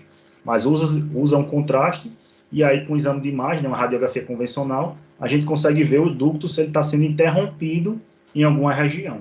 Tá? Então é o exame, é um dos principais exames para esses problemas na região de glândula salivar, tá? Maior. Sexo masculino, 31 anos. Ó, esse paciente sofreu um trauma, né? Ele levou uma queda de moto, tá? E aí, ó, dor e mobilidade óssea em região de cisinhos inferiores. Isso aqui, quando foi mexer nele, tava solto, tá? E tá com dificuldade de respirar, né? Qual exame a gente poderia solicitar nesse caso? Esses casos aqui, né, basicamente, porque ele está com dificuldade de respirar. Isso aqui é uma fratura de... Lembra que tem a região de sínfise aqui no meio e tem a região lateral a ele, é parassínfise, né? O músculo milioide, ele se insere nessa região anterior, tá, da mandíbula. Quando há uma fratura de parassínfise, toda essa região, né, ela, onde está inserido o músculo puxa ela e, consequentemente, a língua vai junto. E aí, ó, tapa tudo lá atrás e o paciente não consegue respirar. Eu já tive um caso de um paciente que eu tive que ficar segurando a língua dele para que ele pudesse respirar até conter aquela região, tá? E aí a gente tem vários exames radiográficos que a gente pode solicitar, ó. Lembra que eu mostrei alguns convencionais, a PA de mandíbula, que é aquela imagem de frente, tá? A panorâmica é excelente, a panorâmica é bom para praticamente todas as fraturas da região de mandíbula. A gente consegue ver em síntese, a gente consegue ver em parassíntese, a gente consegue ver no corpo, no ângulo, no côndilo, tá? No coronoide, a gente consegue ver toda a região da mandíbula. E a principal, achar padrão ouro, a tomografia. Então a tomografia a gente tem uma visão melhor ainda, né? Melhor ainda. Vamos para o outro. Sexo feminino, 21 anos, dor na face ao mastigar. Ou seja, a paciente quando mastiga começa a doer. Zumbido e limitação de abertura. Né? Paciente de 21 anos, né? Provavelmente essa paciente tem algum distúrbio, né? Que aí eu queria saber que tipo de problema essa paciente tem. Pô, com 21 anos, está mastigando, está doendo. Qual é o exame que vocês poderiam solicitar? Isso tem característica de quê? Qual seria a doença? Professor, uma ressonância magnética para ver os côndilos. Na verdade, a gente não vai ver côndilo, a gente vai ver disco articular, né? Ressonância, justamente, DTM. A gente vai ver disco articular. Olha a idade dela. É muito difícil ter pessoas com a idade jovem de algum problema ósseo. Beleza, pode ter anquilose, pode ter alguma lesão benigna ou maligna em osso, né? Mas é muito raro, né? Porém, a maioria dos problemas dessa região são problemas de tecidos moles, são problemas de disco articular, ou seja, o disco articular está degenerado, ele está anteriorizado, está traumatizando a região por trás do disco, que é a região retrodiscal, que é inervada. Então, essa paciente provavelmente está com problema na região de disco. Então, quando a gente pede uma ressonância, a gente não quer ver estrutura óssea, a gente quer ver estrutura de tecidos moles. Mas aí você pode solicitar, se a sua suspeita for em osso, né, algum problema ósseo, na região da ATM, a gente pode solicitar a panorâmica, que a gente consegue ver, ou a tomografia. Tá? Mas aí o ideal, nesse caso, pela idade, pelo histórico, né, é avaliar a questão da região discal. Tá? Não descartaria nenhuma das duas, a gente pode solicitar sim, vai depender do caso. Beleza? Aqui, ó, sexo masculino, 40 anos, ó, ele não está sentindo dor nenhuma pelo relato dele. Aumento de volume e evolução de 4 anos, ou seja, 4 anos que isso aí está crescendo lentamente, por sinal, né? Ausência de terceiro molar no local, ou seja, se não tem terceiro molar, pelo paciente de 40 anos, pode ser um cisto, né? Um cisto dentígeno, que ele envolve o terceiro molar, um dente incluso, né, no caso, um cerato, um amelo, ele normalmente envolve dentes inclusos. Então, se a gente está suspeitando de uma lesão intraóssea, qual exame radiográfico a gente deveria solicitar nesse caso? E aí? O que é que vocês pediriam aí? Beleza, Romanique. Agora vamos lá. Panorâmica. Deixa eu botar lá de novo. tá? Pode ser solicitada a radiografia panorâmica, porém, pessoal, com uma lesão extensa dessa, né? A panorâmica a gente sabe que tem uma lesão aqui, né? Então o paciente teria 2 gastos, né? Porque com certeza a gente ia precisar de uma tomografia, tá? Porque para uma intervenção, para a remoção de uma lesão dessa extensão, dependendo do que seja, né, é muito grande, então a tomografia ela daria uma noção melhor. Inclusive, se está tendo reabsorção da cortical por lingual, por vestibular, então a tomografia, nesse caso, ela é ainda mais indicada do que uma panorâmica. Beleza? Você está vendo que tomografia serve para quase tudo, né? Só não venha lá na clínica de vocês, quando vocês entrarem em clínica, né, tiver um paciente com a cara e vocês quererem pedir uma tomografia e dizer que foi eu que disse, né? Não faça isso não, pelo amor de Deus, tomografia não é para tudo não, tá? Beleza? E aí, ó, esse caso aqui, ó, sexo masculino, 25 anos, o cara caiu, meteu o queixo no chão, na região do mento, e tá agora com dor no ouvido, mordida aberta anterior, ou seja, ele tá mordendo com esse espaço, que não tinha antes, né? E tá com limitação de abertura. Primeira coisa, o que provavelmente aconteceu, esse paciente tem, e qual exame a gente poderia pedir? Vamos lá, no chat lá.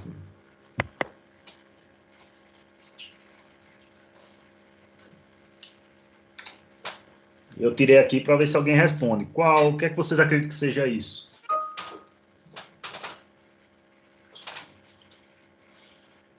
Olha aí, Bruno. Beleza. O trauma é na região de ATM, só que o trauma, o que é que acontece aqui? Deixa eu mostrar para vocês. Quando o paciente bate o queixinho, o que é que acontece? Graças a Deus acontece isso. Há uma dissipação da força, tá? A força ela vai passando por toda a mandíbula, e tem regiões frágeis na mandíbula. Uma delas é o ângulo, que ela é mais frágil, e o côndilo. Para que essa força ela se dissipe, né? Se espalhe, né? E acabe por ali. Porque se a força continuasse, se todo o osso mandibular fosse compacto, né? Duro mesmo, e essa força ela se dissiparia até a base do crânio, o que causaria um trauma crânioencefálico. Então, por isso acontece, né? Comumente acontece isso quando a pessoa bate o queixinho no chão, né? A força se dissipa e nessas regiões de menos resistência acontece o quê? Fratura. Beleza, a fratura é na região da TM, mas a ressonância nesse caso não iria ajudar, porque a ressonância a gente quer ver tecido mole. Tá? O paciente aí está com uma fratura, provável fratura de côndilo. O que é que acontece? Quando há essa dissipação de força e fratura o côndilo fraturou, né? Vocês estão conseguindo ver aqui, fraturou. E o que é que acontece? Quando o côndilo desce aqui, ó, a mandíbula baixa. E aí o paciente tem essa mordida aberta. É o primeiro sinal. E por ele estar com a fratura, né, ele está com dificuldade de abrir a boca, né? O músculo, o pterigordeu lateral, ele está ligado no côndilo, só que ele não está conseguindo, né, além da dor que o paciente sente em abrir a boca, né, ele não está conseguindo, né, ter a abertura normal dele. E aí, o exame ideal são exames para visualizar estruturas ósseas. A ressonância não é para estruturas ósseas, tá? Então, o ideal nesse caso aí, né, beleza, falar em tomografia, tranquilo, mas lembra que tem 2 radiografias convencionais. Eu mostrei que é a táunica, a gente consegue ver os côndilos dos 2 lados, se eles estão fraturados para dentro ou para fora. E a panorâmica, a gente consegue visualizar os côndilos, se ele fraturou mais para frente ou mais para trás, né? Ele se posicionou para trás após a fratura.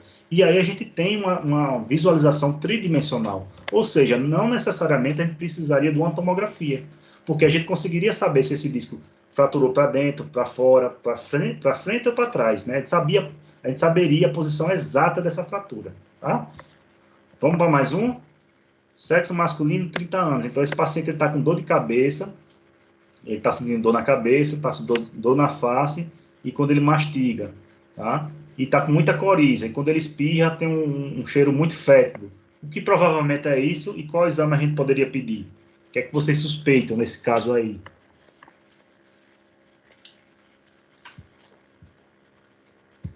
Vou tirar um pouquinho aqui.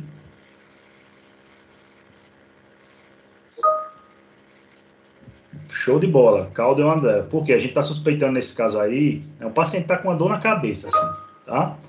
Sinusite, dor na cabeça, tá? Corizando, tá? Comunicação pode até ser, aí vai ter um antecedente, né? Vai ter um antecedente. Se o paciente realmente tirou um dente ou fez algum procedimento, tem comunicação. O que acontece é quando tem a comunicação provoca a sinusite. Mas a sinusite pode ser provocada por diversos motivos, tá? Então, basicamente, num paciente com sinusite, essa característica de coriza, de espirro fétido, né? Muita dor na cabeça, né? E a gente não tem como a gente direcionar. Será que essa sinusite é na região frontal ou é na região de maxila? Beleza, o profissional que a gente poderia indicar para isso é o otorrino, mas a gente pode solicitar o exame sem problema nenhum e a gente pode tratar a sinusite maxilar sem problema nenhum também. Já a frontal seria com o otorrino.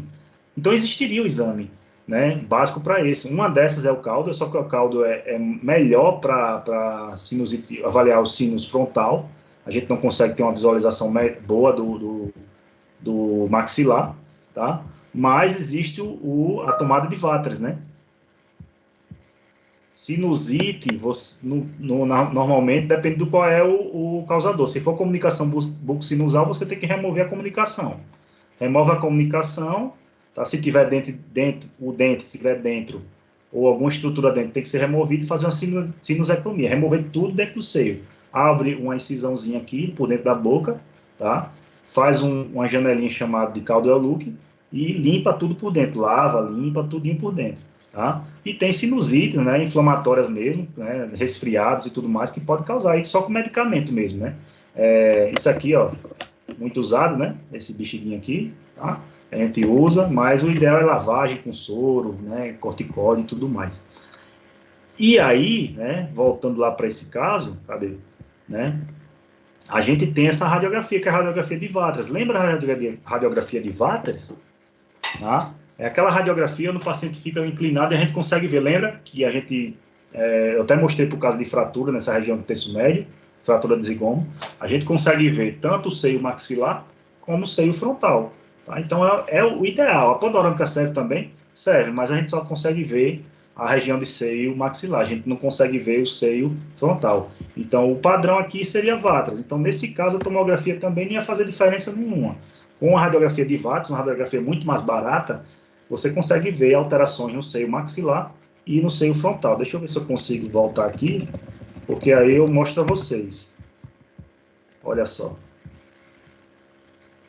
Deixa eu voltar aqui rapidinho. Estou acabando já, viu? Olha só. Olha aqui, ó.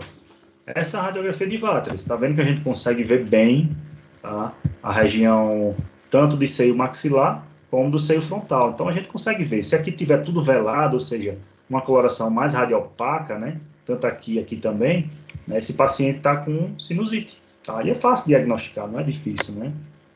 Beleza, deixa eu passar aqui.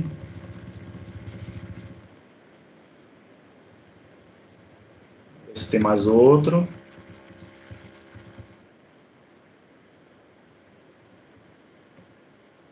Bom, é isso. Lutar sempre, vencer às vezes, desistir nunca. Pessoal, não sei se a gente vai ter mais outro encontro assim de aula, porque, né, ficou um negócio tão... Entrei no final de novembro e já tem que ter prova, já concluir as atividades, né? Ficou tudo muito, muito corrido. Inclusive, eu não gosto muito dessas coisas, mas foi o jeito, né? Mas eu agradeço demais esse tempinho. Talvez a gente tenha outros momentos, tá? Não sei se a gente vai ter agora ou mais para frente, enfim. Outras aulas também que a gente vai poder, eu espero que a gente possa também fazer com vocês aí. Tem a questão de exames laboratoriais, que é muito boa também, tá? Mas eu espero que vocês tenham aprendido alguma coisa de técnica anestésica, do anestésico que vocês vão... do anestésico que vocês vão utilizar, tá? Que tipo de anestésico utilizar, que tipo de vasoconstrictor, paciente gestante eu vou fazer isso e tal. Hoje também, que tipo de imagem eu vou solicitar para esse caso, para esse. Então, é isso que eu estou tentando clarear na mente de vocês. Às vezes a gente vê muitas coisas básicas, mas coisas mais diretas às vezes passa, né? A gente não vê com frequência na graduação. Então, é muito bom esse encontro da gente, porque a gente consegue, né, ser mais objetivo, né? E é isso, né? Agradeço muito, tá? Semana que vem a gente vai fazer essa provinha, não fique tranquilo, vai ser sobre esses dois assuntos, esse de hoje e a parte de anestésio, tá? E estou aí à disposição, se precisar para qualquer coisa, né? Estou aí à disposição. Vocês podem me procurar também no Instagram lá, se precisar de mim também, alguma informação, tudo lá, eu coloco muita coisa lá, bacana, pode me acompanhar lá também, tá joia? Então, um grande beijo, boa noite a todos, tá? E até breve, né, se Deus quiser. Tá joia?